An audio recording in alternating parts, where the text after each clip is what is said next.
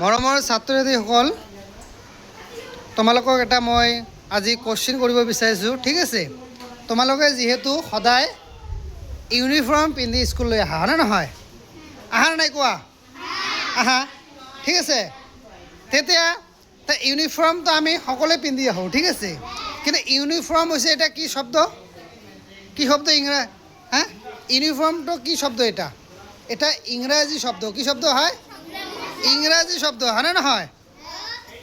তেনেহ'লে মই যে তোমালোকক কোশ্চিন কৰোঁ যে ইউনিফৰ্ম শব্দটোৰ অসমীয়াটো কি ক'ব পাৰিবা নাই? কোৱা, অসমীয়া মিনিংটো কি কোৱা? অসমীয়া অৰ্থটো কি কোৱা? কোনে ক'ব পাৰিবা? কোৱা, কোনে ক'ব পাৰিবা? ড্ৰেছটো তোৰ ইংৰাজীত গ'ল, অসমীয়াটো কি হ'ব? হে, চোলা নহয়। কোনোবাই জানে নেকি? কোৱা, কোনোবাই জানে? হ'ব, তেনেহ'লে মই কৈ আছোঁ, তোমালোকৰ জানাৰ ইচ্ছা আছেতো? আছেনে নাই? আছে।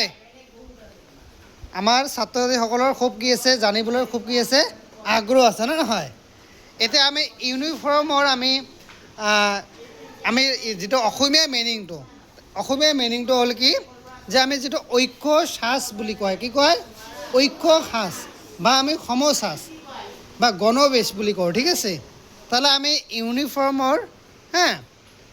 ইউনিফৰ্মৰ তেনেহ'লে আমি অসমীয়া মিনিংটো কি আছিল?